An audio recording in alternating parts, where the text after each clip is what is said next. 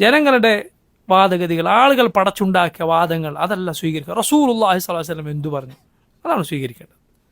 നോക്കൂ, അഹ്ലുസുന്ന എന്നും ഏത് കാലത്തും തെളിവുകളുടെ ആളുകളാണ്. അള്ളാഹു പരലോകത്തും മനുഷ്യരോട് ചോദിക്കുക 2 ചോദ്യങ്ങളാണ്.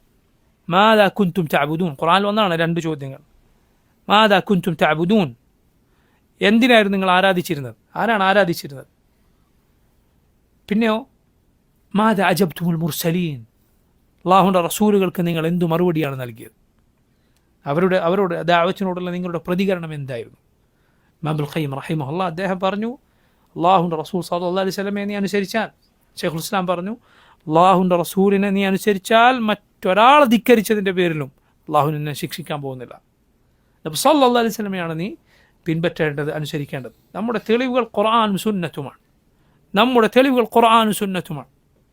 ഖുർആനും സുന്നത്തുമാണ്. മനസ്സിലായില്ല? അത് നമ്മൾ ഈ ഉമ്മത്തിലെ സലഫുകൾ അവരെങ്ങനെ ഉൾക്കൊണ്ടുവോ അതനുസരിച്ച് ഉൾക്കൊള്ളുക. മനസ്സിലായില്ലേ? നമ്മുടെ സ്വഭാവമാണ്, നമ്മുടെ രീതിയാണ്. തെളിവ് എവിടെ എന്ന് ചോദിക്കാതെ ഖുർആനും സുന്നത്തും അതിൻ്റെ പിൻബലം എവിടെ? ഏത് വിശ്വാസത്തിനും ഏത് കാര്യത്തിനും ഖുർആനിൻ്റെ സുന്നത്തിൻ്റെ പിൻബലം ഉണ്ടായിരിക്കണം.